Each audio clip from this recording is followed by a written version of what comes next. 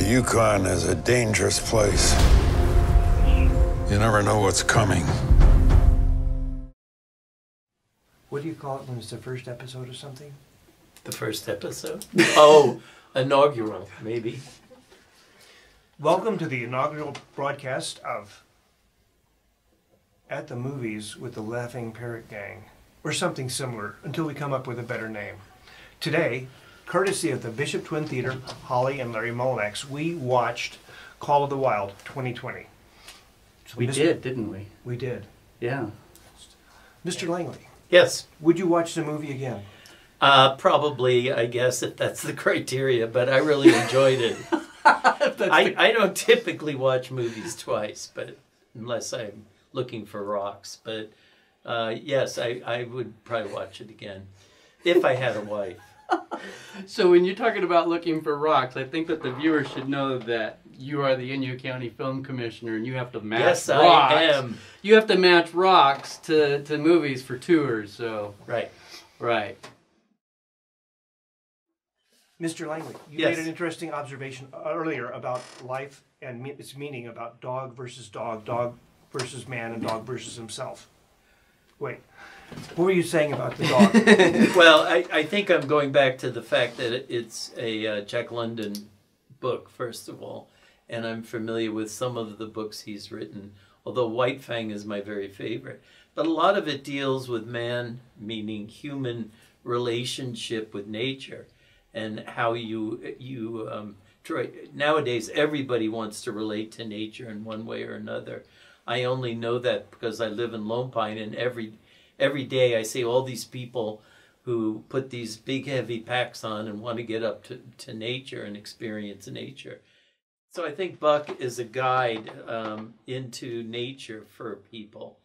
And he's more than a dog, really, when you think about it. That I'm going to show my dogs that movie because I want them to be as smart and clever and funny and have all those expressions that Buck has. But that being said, I really think it was about learning about nature. One of the things we know is you can't bring nature back with you, however, that you have to leave it behind no matter how positive the experience was. So that was one of the themes that I felt was being told, being expressed and explored, and worth exploring. So that's one of the things I liked about the movie, was exploring our nature, our relationship with nature. In life, we are taught that the three basic struggles are man versus man versus nature, and man versus himself. In this, it was very interesting because we were watching Buck versus himself, Buck versus dogs, and Buck versus nature. I thought it was like you said, he was our guide through a very, very interesting adventure. It's very entertaining, but there's actually a serious subtext going on all through the movie. My only complaint was the guy who was bad was so bad. Yeah. He was almost like a character. Well, he was a caricature. And I think that was disappointing to me because really there are bad people in nature, but they're not all bad. I mean, they may hurt nature. They may be disrespectful to nature, but they're not all evil usually. Like that guy was just 99% evil. And dumb too, right? I kind of took it. Dumb? I kind of took him as being like corporate America. Maybe they were trying to personify onto his character and seek of the gold. And I do have a question. Okay, there was this dark wolf with red eyes.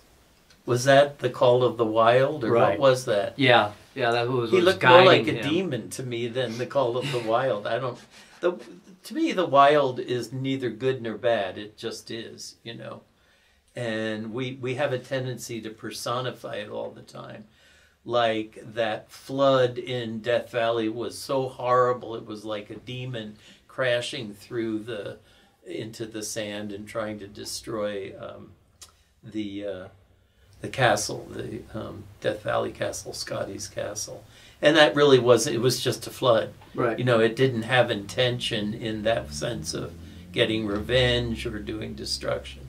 Sometimes this kind of almost drifted over that way. But then that was Jack London writing, so maybe it was a little dated to our experience of environment and ecology and those kinds of things today. I agree with you. One of the things I've always been taught is nature is neutral. Yes. If you play by nature's rules, it won't fight you. If you fight against nature's rule, you're going to have a hard time. I have an environmental friend who always says, you know, nature bats last. And I always find that really true. In this case, nature batted last because it takes Buck back to itself, basically. Now, I think he cooperates with it. But that was such an exceptional dog in so many ways. My dog, if it caught a rabbit, would eat it. It wouldn't go, oh, maybe I'll put it down. And then the bad wolf comes along, so... That was a kind of little Hollywood there. Yeah, a little. Well, I think that was more to appeal towards a younger audience. Yes, at those I do points. too. I don't think that they were trying to. It was to prove a point, though. But, right? I mean, because Yeah. it was definitely. Well, yeah, and good evil. versus evil, but they were trying. I think that they were Little making that a little bit more over the top for kids to be able to get that concept in the movie. There's a couple of things in the book that are very violent, and I think they skip those because of that same reason. But they are instructive to Buck in the book. In the movie, we don't even go there, kind of. The wolves were all wolves. And it's really hard for humans to accept the nature of wolves, for instance, when they're tearing apart a calf that's so cute or a lamb that's so cute. No, I agree with Jason. The personification of Buck was very, very good. It wasn't quite over the top where you were expecting it to talk, but it was communicating. And that was one of my concerns is, are they going to make this CGI dog so human that it talks? I thought they did a very good job of they knew where the boundary was between reality, where CGI reality ends and CGI fantasy begins. And they could have gotten, Jimmy. once or twice they got carried away. I thought they went over the top of any dog or wild dog or wolf or even a coyote. And but that's okay. You can forgive it in the case of wanting it to be entertaining as well as instructive. But I think the instructive part was there. They didn't back off from it. Buck was delightful. I mean, Harrison Ford did a good job, but I actually liked the second owners of the dog after the judge. They were fun. I really Yeah, they were enjoyed fun. their characters, and that really brought the movie to life. Yes, it really They did. do. When the second couple had to sell the dogs, it was very Charles Dickens in the A Christmas Carol. Here you go. Buck was walking down the street, looking in the windows. Oh, all the people yes. were happy, and there was light, and he was out cold and alone. That was Dickens, absolutely. Yeah, it was. You could almost say it was A Tale of Two Cities, but it would be a stretch. That second couple was kind of like a humor break almost. Oh, very much so. Their relationship and stuff, it was much lighter than what had gone before and what went after. And that's great for a rhythm in the movie, I think. So It did show Buck's character arc, where he went from just a spoiled brat to a slave to a leader, which is what a lot of children need to do. And you need to become a leader. You need to go. You need to grow. And I thought that was. But then when he was crying, looking through the windows at Christmas, that was over the top. yeah. There were quite a few character arcs in there, but to me the most profound one was the Harrison Ford character, because he was clearly recovering or attempting to recover from the death of his child, and it had destroyed his life, destroyed his marriage, and he really wanted to run away, which is what he starts doing. And yet he begins to deal with the whole reality of it. And I think Buck helps him almost with that, because he starts treating Buck almost like a child or like a young lad, sort of. And I think that works for me. That worked. Yeah, it did. Yeah. I agree with Harrison you. Ford left society. He didn't want to be with anyone. He Exactly. wanted to be alone. Where else can you be alone besides the outback? And like you said, when Buck came into his life, Harrison Ford made that transition. I will accept somebody into my life again. Yeah. I also like, I just realized how they didn't immediately come into his life, right? Didn't it kind of take a while for it to... For Buck to get into his life, yeah, they crossed paths a couple times, and then finally Harrison Ford steps in to save Buck. Well, Spoiler. If they had just, bonded right away, it would have been like, really? Okay. Right. No, I agree. But that's cool because I think that a lot of movies, they kind of miss that whole part, right? Yeah. And this, they actually took the time to actually do that, which I thought was cool. The more I talk about the movie, the more I liked it. Yeah, exactly. Yeah, I'm finding that I really liked it now, too. Yeah, and because there was a lot going on there that I was just kind of, I escaped into the movie, and that's always fun, too. Because I think movies can do certain things, and one of them is for you to have an experience. I never planned to go to the Yukon and have a big dog. I mean, that's just not going to happen to me at this point in my life. It could. And anything could happen. That's right. But, thank you. But I mean, it's like I've had that experience. I can, I know now a little bit about that feeling. I'm going to go home and bond with my dogs tonight. Yeah, I'm going to go get a dog. It's like, why can't you be like For real?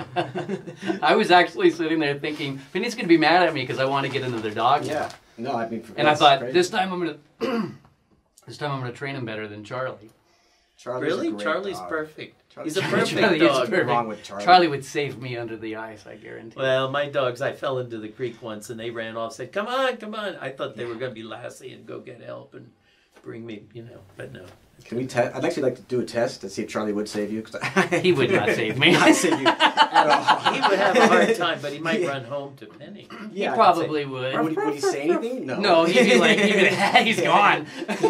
More food. No. You made an interesting observation earlier where Harrison Ford's character saved Buck when the crazy guy was going to lead him into the water. And then later, Harrison Ford said he couldn't save his son because the fever took him in 2 days. So it's one of those things where Harrison Ford was helpless when his child was dying, but he had a choice, and he crossed the threshold and says, I'm going to save Buck. I may get killed, but I'm going to try to save Buck.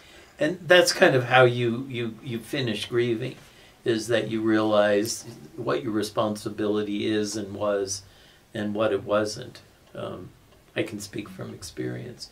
Part of grieving is feeling responsible for the death, and ultimately you come to terms with the fact you couldn't have done anything.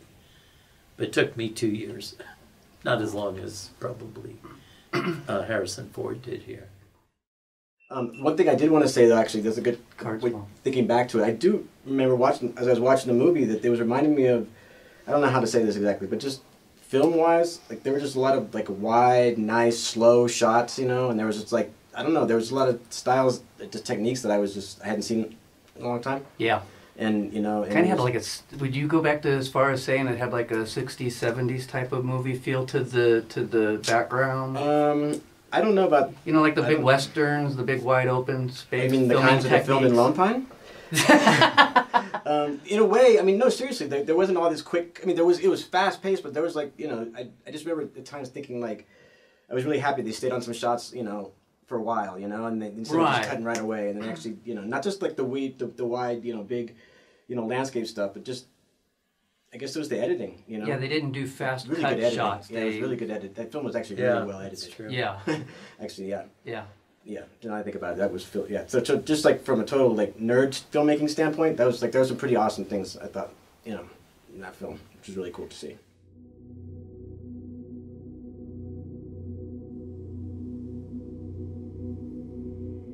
I can't work under these conditions.